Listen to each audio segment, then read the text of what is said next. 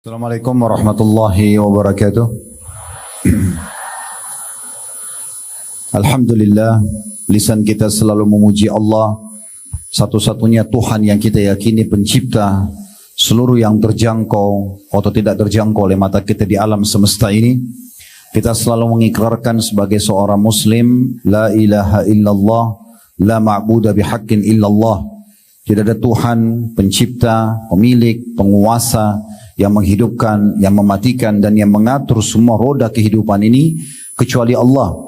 Dan Allah Subhanahu wa taala telah menjanjikan kepada kita dengan menikmati yang halal yang dibolehkan serta bersyukur, berterima kasih dengan kalimat yang sangat mudah untuk diucapkan alhamdulillah, maka semua nikmat itu akan ditambah dan dipertahankan. Oleh karena itu jadilah sosok muslim dan muslimah yang selalu membasahi lidah dan bibirnya dengan kalimat alhamdulillah. Selanjutnya kita panjatkan salam hormat kita kepada utusan Allah Nabi besar Muhammad sallallahu alaihi wa ala alihi wa sahbihi wasallam, sebagaimana Allah telah memberitakan dan memerintahkan kita untuk mengucapkan salam hormat kepada beliau. Dan sebagai balas jasa 23 tahun dari masa hidup beliau semua dihabiskan untuk agama ini. 13 tahun di Mekah semuanya dengan hinaan, cacian, penolakan, dan puncaknya diusir dari kampung halamannya. Dan kita tahu bagaimana pedihnya seseorang yang diusir dari kampung halamannya, serta 10 tahun fase Madinah semuanya dengan penyempurnaan agama ini sehingga sampai kepada kita. Di awal pertemuan kita akan berdoa kepada Allah Subhanahu wa taala agar Allah selalu menjadikan negara kita negara yang aman, tentram, damai, seluruh umat Islam di bawah naungan ukhuwah Islamiyah, dalam hal ibadah mereka kembali kepada wahyu Al-Quran dan Sunnah, dan semoga Allah memberikan hidayah dan petunjuk para pemimpin kita untuk menjalankan tugas dan amanah dengan baik, dan mereka berlaku adil, serta juga menjadikan kita masyarakat yang selalu gotong royong, semuanya bertujuan untuk menjaga persatuan dan kesatuan, juga kemerdekaan kita tentunya, dan semoga Allah melunasi utang negara kita dengan semudah-mudahnya. Allah makmurkan, Allah luaskan rezekinya, Allah luaskan dan tinggikan pendidikan dan pengetahuannya sehingga Indonesia menjadi contoh bagi negara-negara yang lain. Dan kita selalu doakan agar saudara kita secara umum di Palestina dan secara khusus di wilayah Gaza dan dimanapun mereka berada di muka bumi ini yang sedang tertindas, semoga Allah ikhlaskan niat mereka, terima para syuhada mereka, mulakan Islam di tangan mereka dan tangan kita semua, dan semoga Allah ikut sertakan kita bersama mereka di pahala, baik dengan doa, dengan harta juga dengan jiwa kita, dan semoga Allah ikhlaskan niat kita dalam menuntut ilmu ini sehingga bisa menjadi tambahan amal kita. Dan Allah terima seluruh amal yang pernah kita kerjakan, yang sedang kita kerjakan, yang akan kita kerjakan sampai menjelang ajal datang nanti dengan pahala yang sempurna. Dan semoga Allah Subhanahu wa taala dengan kemahamurahnya tidak menyisakan satupun dari dosa dan kesalahan kita, yang kecil ataupun besar, sengaja tidak sengaja, sehingga Allah maafkan. Dan Allah ganti menjadi pahala, dan semoga Allah menyatukan kita semua di surga firdausnya tanpa hisab, sebagaimana disatukan dalam majlis ilmu yang mulia ini. Allahumma amin. Baik teman-teman sekalian, 1 jam ke depan saya berharap Bapak Ibu bisa lebih fokus, konsentrasi, ikhlaskan niat. Tempat yang sedang kita duduk ini jangan dilihat ruangannya, tidak usah juga dilihat keadaannya. Mungkin ada yang merasa sangat nyaman, mungkin ada yang kurang nyaman, mungkin ada yang biasa-biasa saja. Tapi yang sedang kita lihat adalah majlis ilmunya. Majlis seperti ini adalah majlis yang paling mulia di muka bumi. Majlis yang dihadiri oleh para malaikat, rahmat Allah turun. Karena kita sedang mempelajari apa yang Allah Subhanahu wa taala pencipta perintahkan kepada kita, serta juga apa yang dilarang, dan juga apa yang disampaikan oleh utusannya yang mulia Nabi Muhammad sallallahu alaihi wa ala alihi wa sahbihi wasallam, sehingga kita punya ilmu dan kita tahu panduan agama dan kita terapkan dalam kehidupan kita. Kembali saya ingatkan, kita sedang membedah buku yang ditulis oleh Hasan bin Ahmad bin Hasan Hammam dengan judul Keajaiban Sedekah dan Istighfar. Dan sudah kita jelaskan pada pertemuan yang lalu pendapat para ulama salaf. Kita akan fokus bahas masalah sedekahnya. Bagaimana sedekah itu sangat mulia, sangat mulia.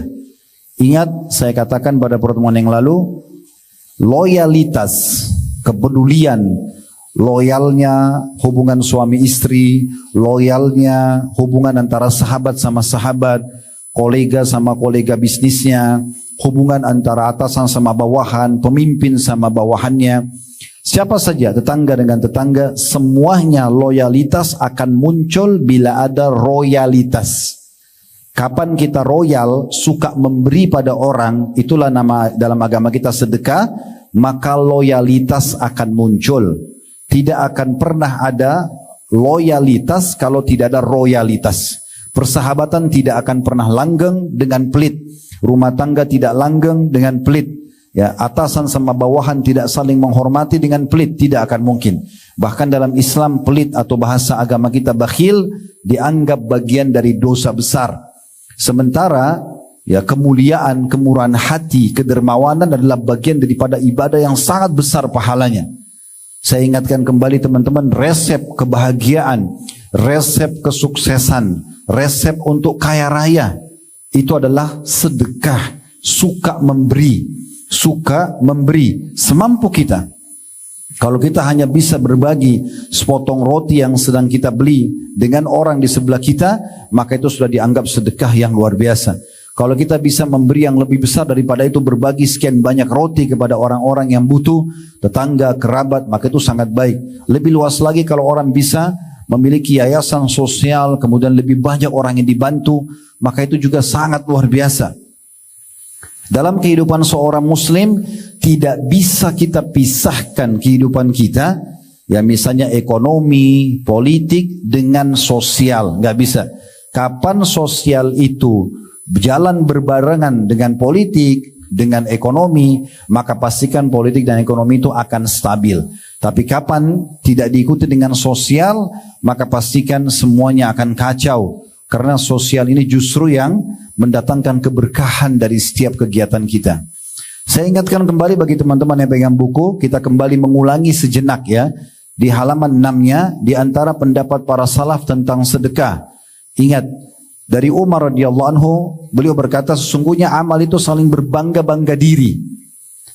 Lalu sedekah berkata, pada sholat, pada haji, pada jihad, saya adalah yang paling baik di antara kalian. Abdul Aziz bin Umair rahimahullah berkata, solat itu akan menyampaikan dirimu setengah perjalanan. Puasa menyampaikan dirimu kepada pintu sang raja Allah subhanahu wa ta'ala. Dan ketahuilah, sedekah itu menyampaikan dirimu ke hadapan raja tersebut. Jadi saking mulianya sedekah sampai dia berada di depan. Ibnu Abil Ja'ad rahimahullah berkata, sungguhnya sedekah itu, walaupun kecil, tapi kita keluarkan ikhlas karena Allah, benar-benar bisa menghilangkan 70 pintu keburukan. 70 permasalahan bisa selesai dengan sedekah. Di akhir buku ini cukup banyak kisah-kisah orang yang sembuh dari penyakitnya, orang yang keluar dari permasalahannya, gundah dan gelisahnya dengan sedekah. Kemudian Yahya bin Mu'adz rahimahullah berkata, tidaklah saya mengetahui suatu biji kecil yang bisa mengimbangi gunung dunia kecuali sedekah. Maksudnya dari sisi balasan. Baik balasan kita sedekah sedikit, Allah balas dengan melimpah harta. Atau nanti akan kita dapatkan pahala yang sangat besar dari sedekah yang sederhana yang kita keluarkan di dunia. Ini cuma mengulangi saja ya. Kita akan masuk ke bahasan lanjutan kita. Tapi saya mengingatkan kembali apa yang kita pelajari pada bulan lalu. Asy-Sya'bi rahimahullah berkata, ini penting dalam kaidah bersedekah ya. Kita harus tanamkan diri kita teman-teman. Kalau kita bersedekah itu butuh terhadap sedekah itu, lebih membutuhkan pahalanya daripada orang yang menerima sedekah kita. Persepsi kita selama ini, kalau misalnya ada bapak ibu yang punya persepsi ini ya, kalau ada orang minta, oh berarti dia butuh sama saya. Sehingga kita dengan enaknya menolak dia, kita dengan enaknya menghina, melemparkan uang ke arah dia, dengan enaknya kita memandang dia, dengan mencibir dia misalnya seakan-akan dia orang susah. Ini persepsi yang salah. Kita harus mengubah persepsi kita. Ini sudah saya ulang-ulangi pada pertemuan yang lalu. Kalau mulai sekarang kita harus tanamkan, kalau ada orang minta depan mata kita, sebenarnya yang lebih butuh adalah kita daripada dia. Karena kita lebih butuh dengan pahala sedekah yang akan kita dapatkan dan rezeki yang akan Allah balas daripada orang miskin itu. Rasionalnya begini, kalau bapak ibu punya 100.000 rupiah, kita sedekahkan kepada orang yang butuh misalnya atau orang yang minta. Secara angka 100.000 uang kita berkurang. Misalnya kita punya 1 juta jadi sisa 900.000 rupiah. Secara angka orang yang menerima uang itu dia menerima 100.000-nya. Tapi ada teori agama yang berbeda menilainya. Orang itu menerima 100.000 dipakai untuk keperluan dia. Dia beli makan, dia beli baju, dia bayar utangnya, selesai. Tapi secara teori agama, kita yang mengeluarkan 100.000 akan tetap punya nilai 100.000 itu yang akan ditimbang di hari kiamat nanti. Dan tidak Allah balas 100.000 rupiah dengan 100.000 nanti angkanya. Tapi minimal 10 kali lipat sampai kelipatan-kelipatan yang banyak. Oleh karena itu harus kita tanamkan dalam diri kita. Kita yang lebih butuh untuk bersedekah daripada orang yang sedang minta kepada kita. Perhatikan Asy-Syu'bi.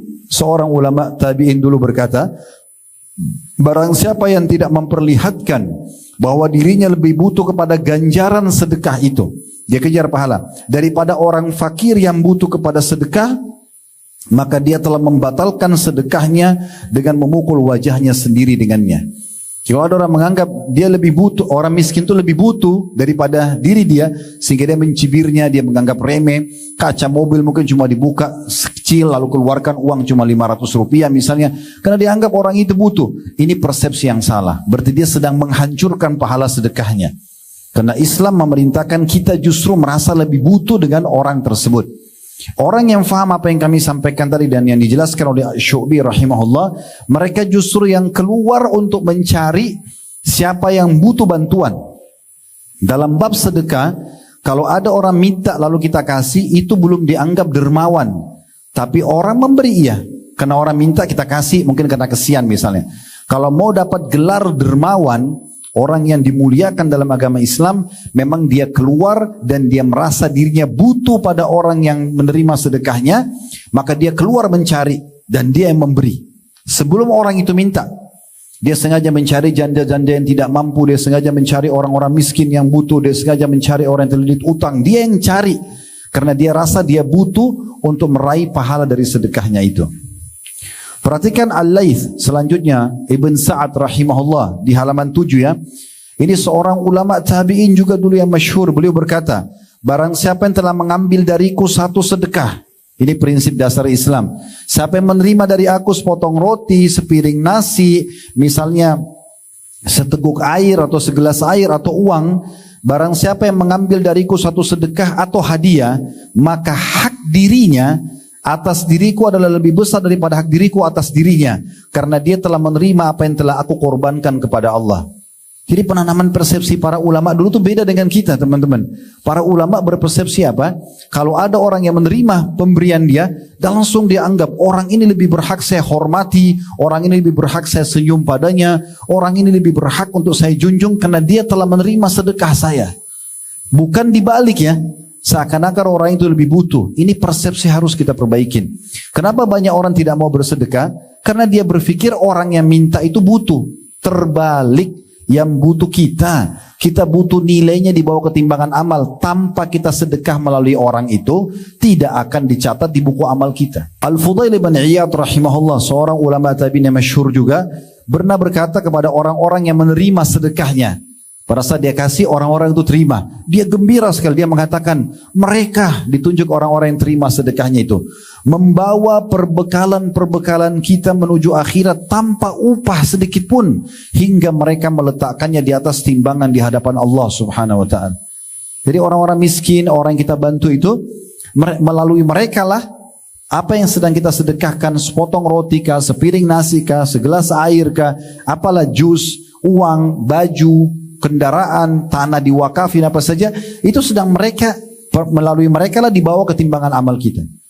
Tanpa orang-orang ini tidak akan dibawa ke timbangan amal. Jadi begitu persepsi yang harus kita tanamkan dalam diri kita. Kemudian juga sudah kita baca dua statement yang terakhir ya. Yang kemarin, yaitu perkataan Ali bin Abi Thalib. Ini siapa yang Allah bukain pintu rezeki, seperti teman-teman Masya Allah sudah punya pekerjaan, ada gaji tetap bulanan, ada pendapatan, mungkin ada juga yang buka usaha misalnya. Maka perhatikan, Ali bin Abi Thalib radhiyallahu memberikan kepada kita sebuah kaidah penting di saat Allah sudah bukakan pintu rezeki, agar rezeki itu terus saja bertambah dan penuh dengan berkah. Perhatikan di halaman 7 kata Ali radhiyallahu anhu, barang siapa yang telah diberikan suatu harta oleh Allah, walaupun sedikit di mata dia, pekerjaan, dapat gaji, maka hendaklah dengan harta itu jangan lupa menyambung kekerabatan dengannya.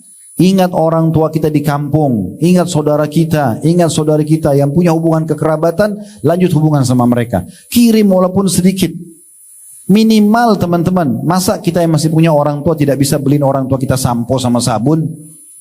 Saya dulu waktu orang tua saya masih hidup di Makassar, rahimahullah sudah meninggal pada saat pandemi kemarin, meninggal karena COVID.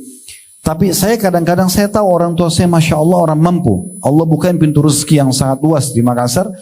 Tapi saya bilang sama ayah saya sendiri, saya panggil abah, tolong berikan saya kesempatan untuk bisa meraih bakti. Salah satunya kebutuhan dasar saja. Apa yang dipakai setiap bulan lah. Setiap di rumah, sampo, sabun, odol, sikat gigi. Apa yang dipakai mereknya. Beliau WA ke saya, ini yang saya pakai. Lalu saya belikan. Saya bukan hanya sekedar beli dari Makassar, sementara saya dari Jakarta. Saya sengaja masuk ke supermarket di Jakarta, saya belikan merek yang beliau suka, saya paketkan kirim ke Makassar. Padahal sebenarnya bisa saya minta tolong orang di Makassar untuk beliin. Di sana juga ada kerabat saya yang lain, ada saudara-saudara saya. Tapi saya coba cari poin ini, gitu kan. Dan Masya Allah beliau sangat senang. Saya pun dapat pahala baktinya. Kenapa kita tidak silaturahim dengan ini? Ya, hal yang mendasar. Toh kita juga beli sampo, misalnya sabun misalnya. Kenapa kita nggak belikan untuk orang tua kita? Ini salah satunya. Atau saudara kita, siapapun yang punya hubungan kekerabatan, namanya silaturahim. Kata Nabi SAW dalam hadis yang lain, siapa yang ingin diluaskan rezekinya, dipanjangkan umurnya, maka dia harusnya melanjutkan silaturahim. Ini yang pertama. Yang kedua, memperindah jamuan buat tamunya. Jadi kalau ada tamu di rumah datang, dengan Allah kasih kita rezeki berbagi. Kalau dulu kita cuma bisa kasih air putih sama mungkin sepotong kue, sekarang sudah lebih bagus kerjaan, kasih lebih enak jamuan buat tamu. Kata Nabi SAW, siapa yang mau beriman dengan Allah, pada Allah dan hari akhir, maka dia harus memuliakan tamunya. Yang ketiga, menolong seseorang yang membutuhkan. Beri kepada orang yang minta bantuan. Yang keempat, membebaskan tawanan. Ini kalau misalnya ada tawanan muslimin, ya. Kemudian yang kelima, Ibnu Sabil, itu orang terputus jalan. Kayak orang datang dari Surabaya ke Jakarta, misal di terminal dirampok. Dia sekarang mau pulang Surabaya, nggak ada duitnya, beli tiket pun nggak ada. Maka kita bantu misalnya. Ya. Selanjutnya, orang-orang fakir miskin. Selanjutnya para mujahidin, kayak teman-teman kita sekarang di Palestina, kalau ada lembaga-lembaga resmi membuka donasi, sumbang saja. Doa dan harta yang kita mampu gitu kan. Kemudian selanjutnya, dan ini penting ya, selanjutnya dan dia bersabar atas musibah yang menimpa hartanya. Jadi makin tambah harta kita, tabungan kita akan ada ujiannya. Ada orang utang nggak bayar, kita lagi butuh nabung, misalnya mau nabung tapi ada orang minta bantuan, itu ujiannya.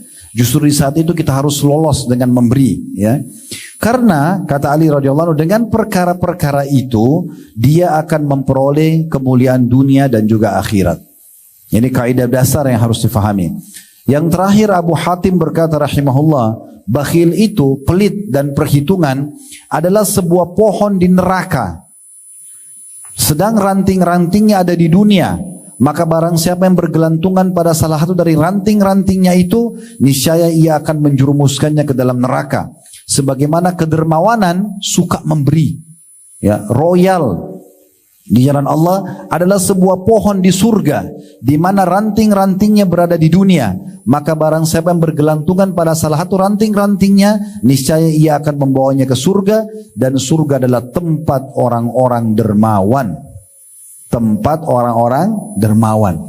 Orang kalau dermawan teman-teman, itu disukai oleh Allah, dapat pahala besar, dibukain pintu rezeki, dan disukai oleh manusia. Biar paras wajahnya biasa, postur tubuhnya biasa, tapi suka berbagi, pasti disukai oleh orang. Biar tampannya sedunia, orang semua akui tampanan dan cantiknya, tapi kalau pelit, maka dianggap remeh. Dan Nabi SAW menganggap pelit itu adalah penyakit jiwa. Pernah di masa Nabi SAW ada satu suku dari salah satu suku Arab di Madinah, meninggal pimpinannya. Lalu dipilihlah satu pimpinan suku yang baru. Orangnya tampan, gagah, wangi, jaga wibawahnya. Kemudian Nabi SAW tanya orang-orang sukunya pada saat mereka lagi sholat bersama Nabi SAW di masjid di Madinah. Siapa pimpinan kalian sekarang? Mereka bilang Fulan bin Fulan. Kata Nabi SAW, bagaimana dia? Kata anggota sukunya, orangnya tampan, orangnya berwibawa, orangnya ya punya segala macam kelebihan dunia lah, punya harta segala macam. Hanya saja dia bakhil. Pimpin tapi pelit, nggak pernah kasih, nggak pernah berbagi, gitu kan? Maka kata Nabi SAW, penyakit jiwa apa yang lebih berat daripada bakhil itu? Jadi kalau mau dicintai Allah, mau luas rezekinya, mau bahagia hidupnya, mau punya solusi dari permasalahan yang sedang dihadapi, dan dicintai oleh manusia, royal, itulah sedekah.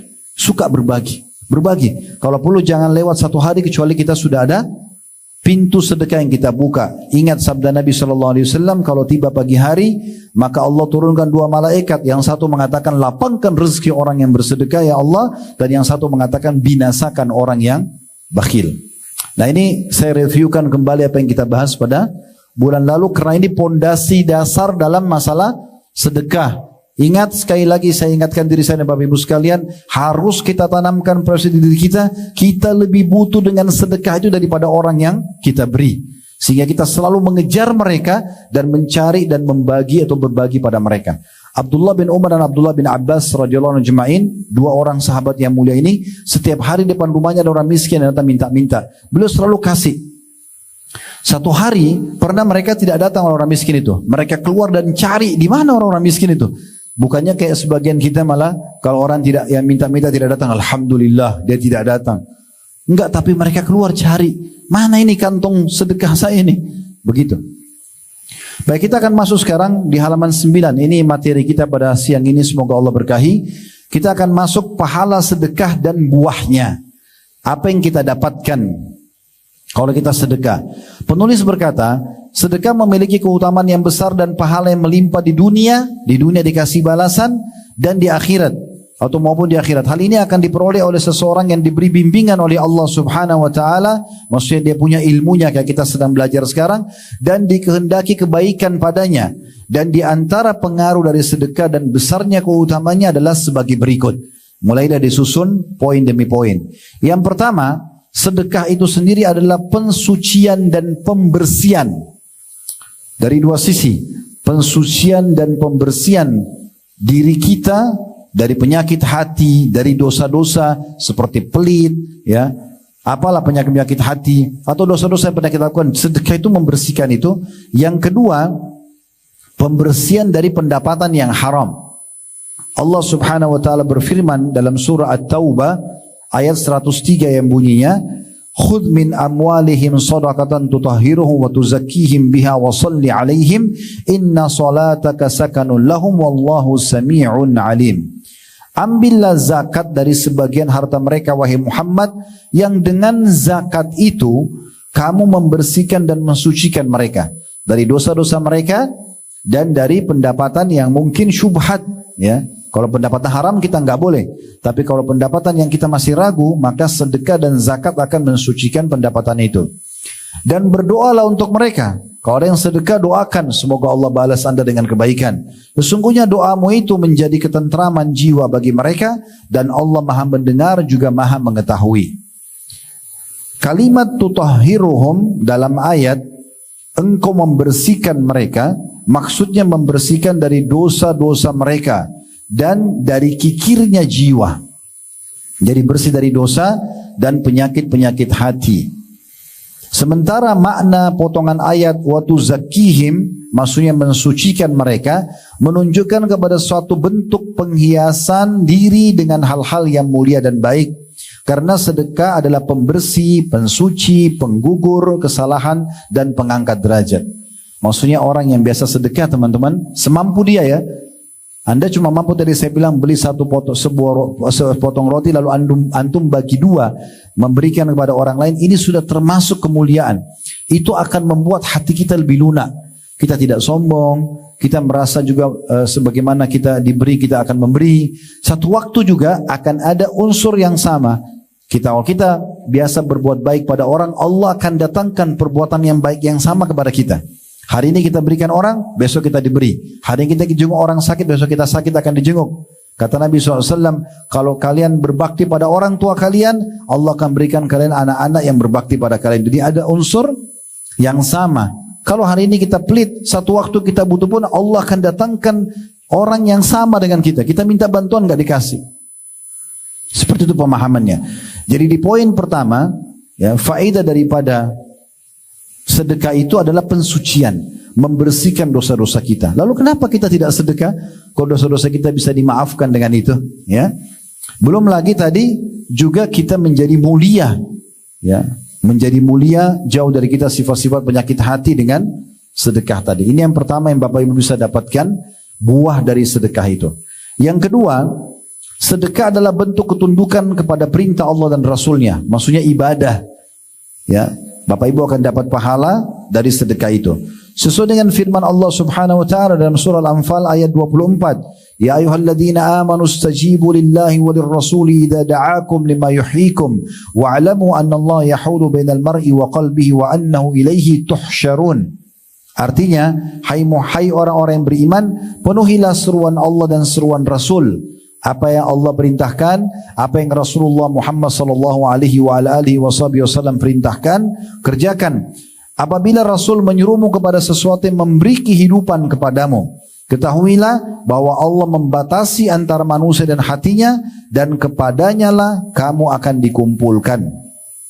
Saya ingatkan kembali pada bulan lalu, dan saya selalu ingatkan supaya Bapak Ibu ulang-ulangi surah Al-Baqarah, surah nomor 2 ayat 161 sampai 174. Tolong diulang-ulangi, bukan sekali. Baca ayatnya sama baca terjemahannya. 161 Al-Baqarah sampai 174.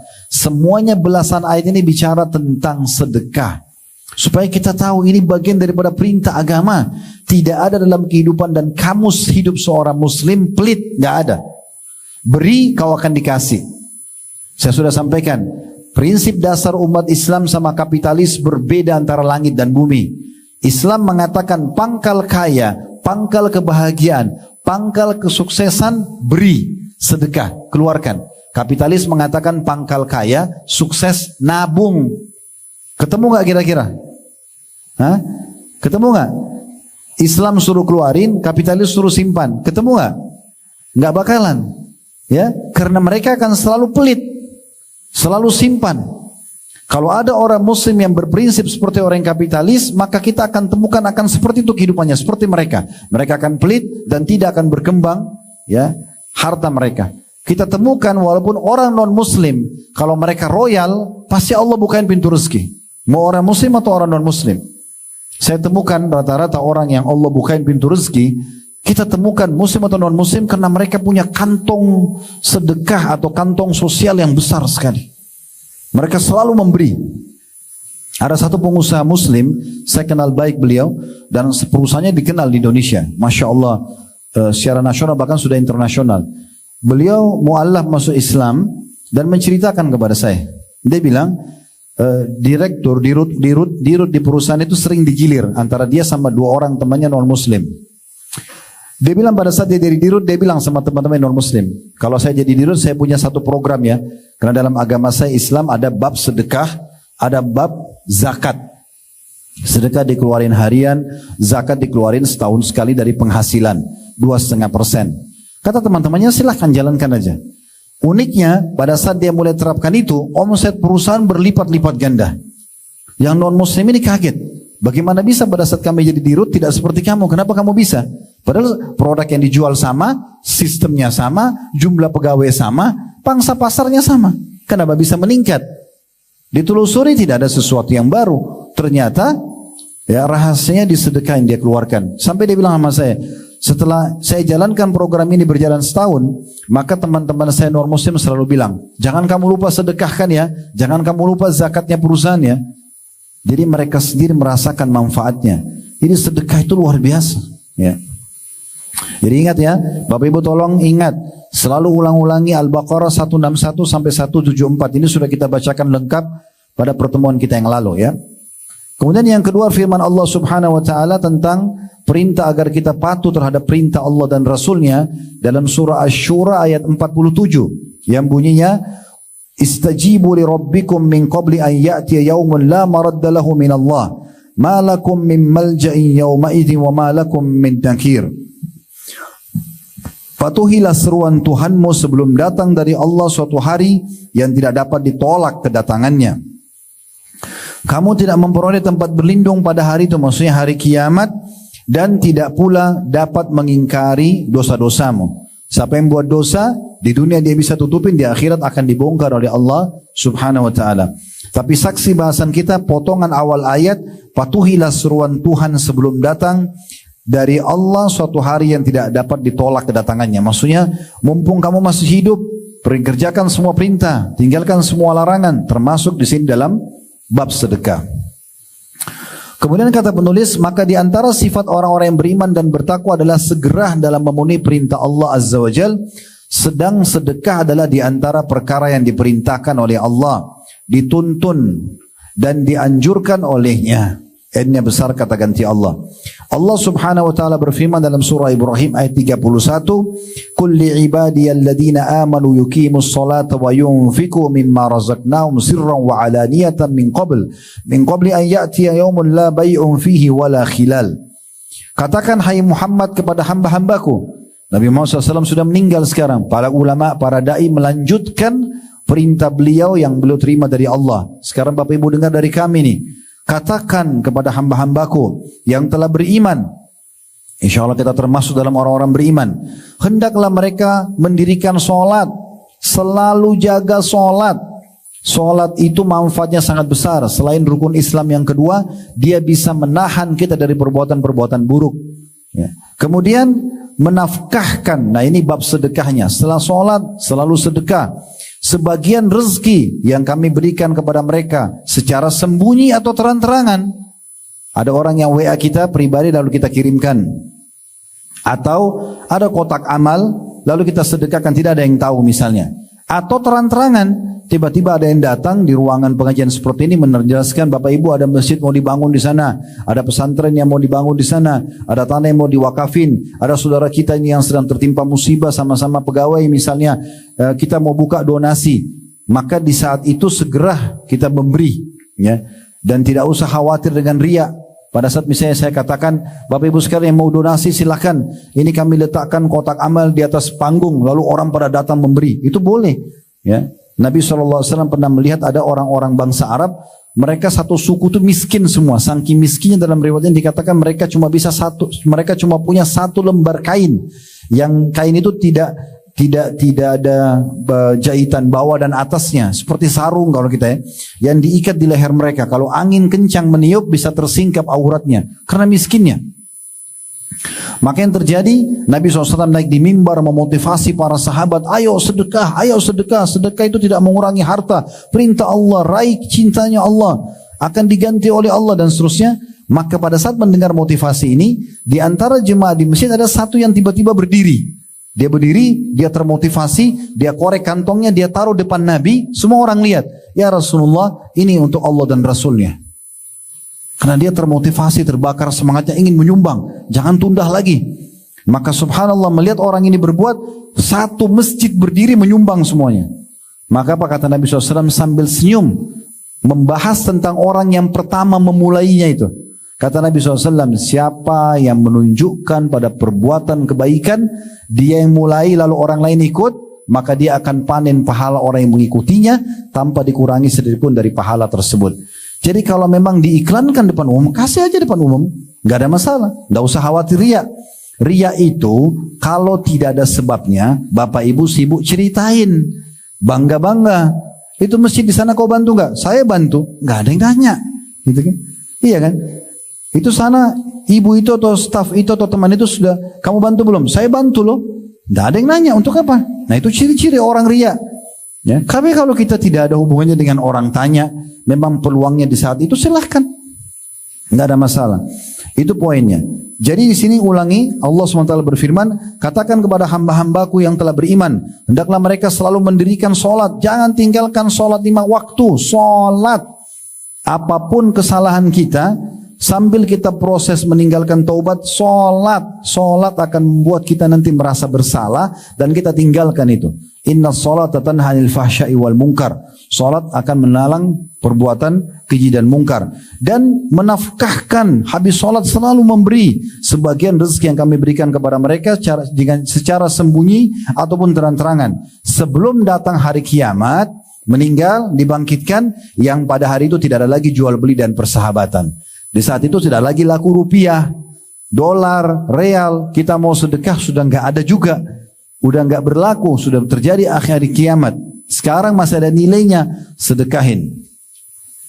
Kemudian juga perintah Allah SWT dalam surah Al-Baqarah ayat 254 yang bunyinya, ya ayyuhalladzina amanu anfiqu mimma razaqnakum min qabli an ya'ta yawmun la bay'un fihi wala khullatun wala syafa'ah wal kafiruna humudz zalimun.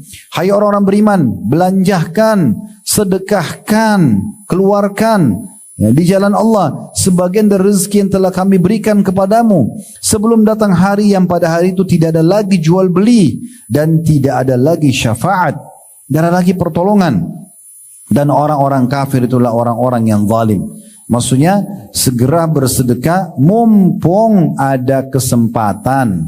Jangan disia-siakan, keluarkan. Ya. Kemudian juga Allah berfirman dalam surah Al-Munafikun ayat 10. Wa anfiqu mimma razaqnakum min qabli an ya'ti ahadakumul mautu fayaqula rabbi laula akhartani ila ajalin qaribin fa asaddaqa wa akum minas salihin. Dan belanjakanlah sebagian dari apa yang telah kami berikan kepadamu sebelum datang kematian kepada salah seorang di antara kamu. Segera sedekahkan sebelum nanti kamu tertidur di ranjang kematian. Kemudian baru berkata pada malaikat maut, ya Robku, wahai penciptaku. Waktu dia sudah lihat malaikat maut, dia bilang, mengapa engkau tidak menangguhkan kematianku sampai waktu yang dekat, sesaat aja. Tolong ya Allah, mundurkan matiku ini 15 menit aja. Untuk apa? Untuk makan lagi makanan favoritnya? Untuk kumpul sama teman-temannya? Enggak. Agar atau yang menyebabkan aku dapat bersedekah. Ini Allah buka kepada kita bocorannya. Orang kalau mau mati, pada saat dia lihat malaikat maut, dia nyesel kenapa di rekeningnya enggak disedekahin tuh. Dia nyesel tuh. Di sini dia katakan, ya Allah, wahai Rabbku, kenapa engkau tidak menangguhkan kematianku untuk beberapa saat saja ke depan? Untuk apa? Agar atau yang menyebabkan aku dapat bersedekah dan aku termasuk orang-orang yang saleh. Jadi karena sedekah pahalanya sangat besar, sampai-sampai pada tingkat seseorang itu berharap pada saat mau meninggal dia sedekah yang dia kejar. Karena pahala yang paling besar sedekah dan juga yang paling banyak memaafkan kesalahan-kesalahan kita. Ini perlu digarisbawahi teman-teman sekalian. Jadi manfaatnya sangat besar ya sebelum datang penyesalan. Baik, kita masuk poin yang ketiga, sedekah dan buahnya. Manifestasi yang bisa Bapak Ibu dapatkan. Seorang mukmin berada dalam naungan sedekahnya pada hari kiamat. Yang paling cepat menolong orang di hari kiamat nanti di mahsyar itu adalah sedekah. Kata penulis, itu pada hari yang pasti akan disaksikan oleh seluruh makhluk. Ya. Tidak ada di antara kita yang tidak akan bangkit nanti hari kiamat. Kita selalu meyakini rukun iman kita yang kelima, iman kepada hari kiamat. Satu paket, prosesi kematian, alam barzah di kuburan, hari kebangkitan timbangan amal, dan surga atau neraka. Di mana seorang anak akan beruban. Kalau Bapak Ibu mau tahu ayatnya, bisa lihat surah Al-Hajj, surah nomor 22 ayat-ayat pertamanya. Allah gambarkan pada hari kiamat nanti di mahsyar, karena dahsyatnya orang melihat neraka, orang takut semua lihat dosanya akan dihukum oleh Allah SWT. Pada hari itu anak kecil bisa beruban. Matahari akan mendekat ke kepala manusia, keringat yang banyak keluar hingga menenggelamkan manusia. Sebagaimana dari hadis Abu Hurairah radhiyallahu anhu yang menggambarkan tentang dahsyatnya keadaan mahsyar nanti, Rasulullah SAW bersabda, ya'raqun nasu yawmal qiyamati hatta yadhhaba 'araquhum fil ardi 70 dhira'an wa yuljimuhum hatta yabluga adhanahum. Pada hari kiamat nanti manusia akan berkeringat hingga mengalir sejauh 70 hasta dan akan menenggelamkan mereka hingga mencapai telinga mereka. Ada di situ angka 1 setelahnya, dilihat footnote di bawah nomor 1 HR hadis riwayat, diringkas HR Al-Bukhari. Berarti hadis ini hadis yang sahih. Jadi perlu kita garis bawahi teman-teman, di mahsyar nanti itu orang akan tenggelam dengan keringatnya sendiri, tergantung kadar dosanya. Dalam sebuah hadis yang lain, kata Nabi SAW, ada manusia tenggelam sampai mata kakinya, ada yang sampai lututnya, ada yang sampai perutnya, ada yang sampai dadanya, ada yang tenggelam, Nabi SAW kasih isyarat sampai ke hidungnya atau mulutnya. Tergantung kadar dosa. Dengan keringat dia sendiri, kena panasnya matahari pada saat itu. Keringat dia tidak mengganggu orang yang di sebelah. Dia seperti berada di satu kolam yang dia tenggelam dengan keringatnya sendiri. Dia tidak bisa lepas. Yang lolos nanti, orang yang tidak ada dosanya. Bahkan mereka dapat naungan Allah SWT pada hari kiamat. Dan salah satu yang bisa membawa orang selamat di mahsyar adalah sedekahnya. Perhatikan perkataan Ibnu Hajar rahimahullah di halaman 13 ya, berkata dalam menanggapi hadis tersebut tentang masalah orang akan tenggelam dengan keringatnya di mahsyar, barang siapa yang memperhatikan kondisi tersebut, niscaya ia akan mengetahui betapa besarnya kegoncangan pada hari itu, di mana neraka mengelilingi tanah padang mahsyar dan matahari didekatkan sekitar 1 mil jaraknya dari kepala manusia. Maka bagaimanakah kondisi panasnya bumi saat itu? Sekarang aja ini lagi peceklik kita di Indonesia 30 derajat, 33, mungkin 35, kita sudah merasa luar biasa panasnya. Gitu kan. Kita sudah melihat banyak sekali bendungan yang kering. Dan kita sudah lihat banyak tanah-tanah yang gersang. Kami kemarin tablik akbar di Sidoarjo, lihat tanah banyak sekali yang kering. Bukan karena Sidoarjonya, tapi karena cuaca memang lagi panas. Kemarin kami ke Makassar, sebagian listrik dipadamkan karena bendungan ya tidak bisa ya tidak ada airnya, kering. Dan banyak wilayah-wilayah yang lain. Ini baru begini saya sudah luar biasa. Padahal matahari jaraknya jutaan mil dari bumi sekarang. Nanti di mahsyar, matahari itu jaraknya cuma 1 mil. Kata Nabi SAW, jaraknya hanya 1 mil dari manusia. Dan perawi hadis, sahabat yang menukilin mengatakan, saya tidak tahu 1 mil itu maksudnya jarak kilometer perjalanan kayak 1,5 kilometer misalnya kalau 1 mil. Atau 1 mil yang dimaksud dalam bahasa Arab adalah orang-orang Arab, terutama kaum wanita, kalau mereka mau pakai celak di matanya, kan biasanya ada kayunya ya, atau wadah yang kita pakai untuk digores di mata. Nah kalau sudah dekat dengan mata, sudah mau digores di antara di bulu matanya, maka ini namanya jarak 1 mil. Jadi dia mengatakan kami tidak tahu ini maksud 1 mil itu jarak kilometer atau jarak seperti bahasa orang Arab, karena ini bahasa Arab turunnya Al-Quran, ada hadis Nabi SAW, apakah seperti itu jaraknya karena panasnya? Maka seperti itulah.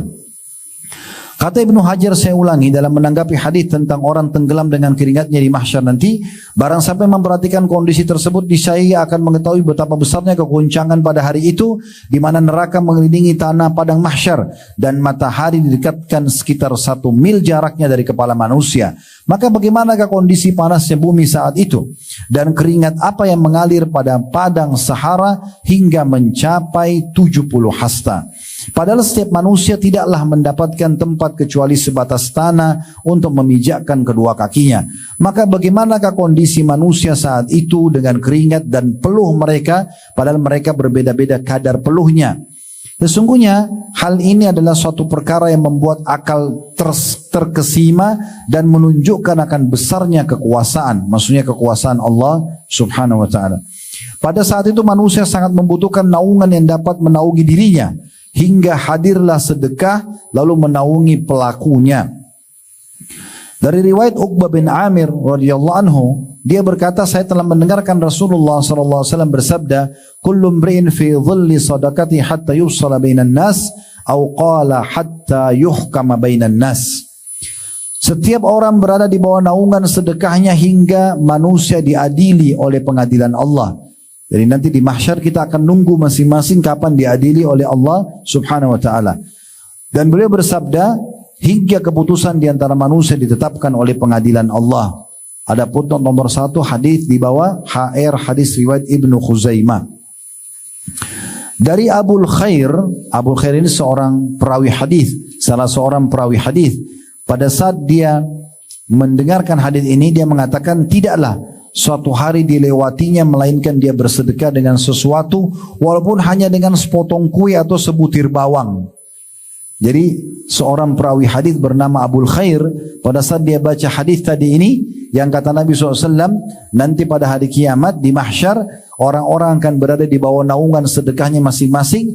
Maka dengan dengar ini dia tidak pernah lewatkan satu hari pun kecuali dia harus bersedekah walaupun hanya dengan sepotong kue atau sebutir bawang. Ya, dia pernah mengantongi bawang di kantongnya sampai orang-orang mengatakan nanti baju anda bau. Dia mengatakan saya tidak peduli, yang penting saya bisa bersedekah. Yang penting saya bisa bersedekah. Ya. Dan dalam pembahasan tentang 7 kelompok manusia akan dinaungi oleh Allah dengan naungannya pada hari di mana tidak ada naungan kecuali naungannya, terdapat hadis. Jadi maksudnya sebelum saya bacakan hadisnya, dan ini sebagai ya, penutup dalam poin ketiga ini, ya.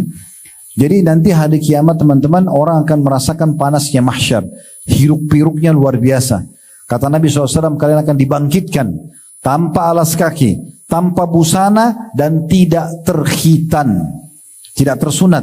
Maka Aisyah mengatakannya, Rasulullah, betapa malunya laki-laki dan perempuan dibangkitkan dalam kondisi seperti itu. Kata Nabi SAW, pada hari itu wahai Aisyah, bukan lagi seperti yang kau bayangkan. Maksudnya orang tidak lagi melihat auratnya orang lain. Saya kasih contoh, kalau sedang terjadi peperangan, kemudian di depan mata kita musuh lagi mengejar, ini ditebas lehernya, ini ditembak kepalanya, lalu di depan kita ada lawan jenis lari tidak pakai baju. Apakah kita masih punya syahwat? Sudah enggak lagi, karena kondisinya sangat memilukan pada saat itu. Maka Aisyah mengatakannya, Rasulullah, kalau gitu orang malu. Kata Nabi SAW, wahai Aisyah, pada hari itu bukan seperti yang kau bayangkan. Pada hari itu bukan seperti yang kau bayangkan. Jadi sangat dahsyat luar biasa di mahsyar nanti. Orang penuh dengan penyesalan, tidak bisa lagi menambah amalnya, tidak bisa lagi beristighfar dari dosa-dosanya. Dan beruntunglah kita sebagai seorang muslim, Allah sudah berikan kita bocorannya sekarang. Teman-teman, enaknya menjadi seorang muslim ini, kita tahu ya, awal penciptaan alam semesta ini disampaikan dari wahyu Allah Subhanahu wa taala, termasuk penciptaan manusia pertama Nabi Adam dari tanah, istrinya Hawa dari tulang rusuknya, kemudian tinggal di surga, kemudian diturunkan di bumi untuk menjalankan tugas, lalu turunannya semua akan diberikan syariat atau peraturan, Allah utus para rasul, Allah turunkan kitab-kitab, dan akan meninggal, kemudian pindah di alam barzah, kemudian akan dibangkitkan timbang amalnya, faman ya'mal mithqala dzarratin khairan yara, siapa yang buat seperti biji sawi dari kebaikan akan diperlihatkan dan akan diberikan balasan, wa may ya'mal mithqala dzarratin syarran yara, dan siapa yang berbuat seperti biji sawi dari kebaikan akan diperlihatkan dan akan dihukum. Maka semua itu akan satu paket, gitu kan? Dan akan ada surga dan neraka. Kita sudah tahu. Bapak Ibu sekarang kalau mau tahu bagaimana surga itu, sudah dirincikan dari ayat Al-Quran, dari hadis Nabi SAW. 2 surah Al-Quran yang sangat jelas bicara tentang surga, terinci sekali. 2 surah yang berdekatan, Ar-Rahman dan Al-Waqi'ah. Ar-Rahman dulu, kemudian Al-Waqi'ah. 2 surah yang langsung berdekatan. Bapak Ibu kalau baca terinci sekali tentang buah-buahan, pelayan-pelayan, istana, kebun-kebun, dirincikan semua. Dan dalam hadis Nabi SAW sudah dijelaskan, sampai seakan-akan kita melihat surga depan mata kita. Dan juga neraka, apapun siksaan sudah dijelaskan. Ya. Gambaran tentang neraka banyak sekali ayat Al-Quran yang menggambarkan, hampir setiap surah ada singgungan tentang masalah neraka dan siksaan, dan hadis-hadis Nabi SAW juga cukup banyak. Jadi sudah dapat bocorannya. Maka beruntung kita tahu semua ini teman-teman sekalian. Beruntung kita tahu semua ini. Jadi hati-hati. Jangan sampai masuk ilmu seperti ini di telinga kanan, keluar ke telinga kiri. Bapak Ibu, kami cuma bisa menyampaikan di majelis seperti ini. Bapak Ibu harus faham, ini adalah penyampaian agama kita untuk diaplikasikan dalam kehidupan. Resep sederhana untuk bahagia, sedekah. Mungkin amal kita tidak terlalu banyak, tapi pintu sedekah sangat terbuka. Waktunya kapan saja, jumlahnya juga tidak dibatasin. Walaupun hanya sepiring makanan kita bagi 2, sepotong roti bagi 2, sudah masuk dalam pintu sedekah yang sangat besar pahalanya. Maka Nabi SAW mengatakan di mahsyar nanti ada 7 golongan yang tidak kena panasnya mahsyar itu. 7 golongan. Lalu Nabi SAW sebutkan, yang pertama adalah imam yang adil, pemimpin yang adil, menjalankan tugasnya dengan benar. Dia tahu ini amanah, dia selalu jalankan tugas. Contoh yang paling baik adalah Khulafaur Rasyidin, Abu Bakar, Umar, Uthman, Ali. Ya, ini contoh yang paling tepat untuk kita ambil sebagai contoh. Makanya kata Nabi SAW, alaikum bisunnati wa sunnatu Khulafaur Rasyidin mahdiyyin min ba'di. Berpegang pada sunnahku dan sunnah Khulafaur Rasyidin setelahku. Mereka berempat ini tidak tidur di malam hari. Abu Bakar, Umar, Uthman, Ali radhiyallahu anhum ajma'in, sampai mereka pastikan tidak ada lagi masyarakatnya yang butuh, karena mereka tahu itu tanggung jawab pada hari kiamat. Ini pemimpin yang adil. Yang kedua adalah orang yang tumbuh, anak muda yang tumbuh di atas ketaatan Allah SWT. Ini 7 teracak saya sampaikan ya, karena urutan dalam hadis mungkin siapa tahu ada yang berbeda, tapi yang jelas 7 golongan ini. Yang kedua adalah anak muda yang tumbuh di atas ketaatan Allah. Jadi orang kalau masih muda memang harusnya ke agama, harus ketaatan. Bukan anak muda malah ugal-ugalan, malah buat dosa. Sering dengar gak di Indonesia ini orang tua bilang, gak apa-apa nak, ayah sama ibu juga dulu begitu, nanti juga kamu sadar. Biasa gitu kan, biarin anak-anaknya pacaran, hamil di luar nikah, coba minuman keras, coba ini dan itu. Subhanallah, justru di masa muda harusnya dia dipakai di atas ketaatan kepada Allah SWT. Yang masih muda tuh harusnya di majelis ilmu, harusnya dia berada di saf pertama sholat bagi laki-laki. Perempuan tutup aurat dari masih muda, memang begitu, dari masih kecil. Dan kata Nabi SAW, Inna Allah yu'jibu min syabin laysa lahu sabwa. Allah kagum dengan anak muda yang tidak mengikuti hawa nafsunya. Kemudian yang ketiga, ya rajulani tahabba fillah ijtama alaihi wa tafarraqa alaihi. 2 orang yang saling mencintai karena Allah dan berkumpul karenanya, berpisah karenanya. Kita disunnahkan Bapak Ibu sekalian untuk mencari sesama jenis kita. Laki-laki sama laki-laki, perempuan sama perempuan. Siapa yang lebih soleh dan soleha dari kita, lalu jadikan dia sebagai sahabat dekat kita. Kita mencintai dia karena Allah, karena dia lebih rajin mengaji, lebih rajin ibadah, lebih rajin sedekah, lebih rajin hadir dalam majelis ilmu, lebih rajin bakti sama orang tuanya, supaya kita ikut dengan dia. Ini kata Nabi SAW termasuk golongan yang ketiga yang dapat naungan Allah nanti di mahsyar. 2 orang yang saling mencintai karena Allah, ya, karena lebih baik ibadah daripada dia cintai temannya dan dia jadikan sahabat, berkumpul karenanya dan berpisah karenanya. Maksudnya berpisah ini, kalau seandainya temannya berbuat salah, maka dia ingatkan. Kalau tidak mau dengar, dia batasi pergaulan dengan temannya kalau yang jauh dari Allah Subhanahu wa taala. Yang keempat, rajulun mu'allaqun qalbu fil masajid. Seorang laki-laki yang hatinya terikat dengan masjid. Terikat dengan masjid. Nah, ini kalau perempuan boleh ke masjid, tapi lebih afdal sholat di rumah. Kalau laki-laki, masjid. Kalau ada laki-laki yang azan langsung ke masjid, nah ini orang yang luar biasa. Ya, mau subuh, mau duhur, mau asar, mau maghrib, isya, mau dingin, mau panas, apalah, mau malas, mau rajin, tetap aja dia selalu di masjid. Maka ini adalah orang yang dapat naungan Allah, golongan yang keempat. Jadi bapak-bapak terutama, kalau sudah dengar azan, hayya 'alas shalah, ayo kerjakan solat, hayya 'alal falah, ayo menuju pada kemenangan, semua aktivitas ditinggalkan demi untuk mengerjakan solat tersebut. Kemudian yang kelima, wa rajulun da'athum imra'atun dhatu mansibin wa jamal faqala inni akhafullah. Seseorang yang dipanggil, laki-laki yang dipanggil untuk berzina dengan seorang wanita yang memiliki 2 hal, puncak kecantikan dan puncak kekayaan. Sudah cantik, kaya, ajak berzina, lalu dia mengatakan saya takut kepada Allah. Kalau yang cantik sama kaya saja ditolak, apalagi yang jelek dan miskin, kan gitu. Berarti ditolak. Memang dia tolak. Kalau dia tolak, enggak, saya enggak mau karena saya takut kepada Allah. Dia akan dapat naungan Allah pada hari kiamat. Ini sama juga terjadi pada perempuan ya. Kalau perempuan diajak zina oleh laki-laki yang tampan, yang kaya, lalu dia mengatakan saya tidak mau, saya takut kepada Allah. Ini juga dapat naungan Allah. Kemudian yang keenam adalah rajulun dzakara khalin fafadat aina, seseorang yang mengingat Allah sendirian kemudian dia meneteskan air mata karena takut kepada Allah. Ya, ini ada hadis yang lain menguatkan, ada 3 mata yang tidak akan disentuh oleh api neraka. 3 mata tidak akan disentuh oleh api neraka. Yang pertama adalah mata yang menangis karena Allah. Bapak ibu menyesali dosa, takut Allah hukum, menangis sendirian antara bapak ibu sama Allah di sejadah, di sholat malam, kita nangis menyesali dosa kita. Atau kita rindu masuk surga, Kita minta agar Allah masukkan surga, atau kita ingin Allah tambahkan rezeki, Allah berikan pasangan, Allah berikan keturunan, Allah keluarkan dari permasalahan, lalu dia menangis. Ini mata pertama tidak akan sentuh api neraka. Yang kedua adalah mata yang berjaga-jaga di perbatasan umat Islam, kayak teman-teman kita sekarang di Gaza. 24 jam mereka tidak bisa aman. Rudal di atas kepala mereka, rumah mereka rubuh, banyak korban yang meninggal, setiap saat bisa ajal datang. Mata mereka nggak bisa tidur, mereka berjaga-jaga di jalan Allah. Ini mata yang tidak disentuh api neraka. Dan yang ketiga, mata yang selamat dari hal yang diharamkan. Mata yang tidak menonton hal-hal yang haram.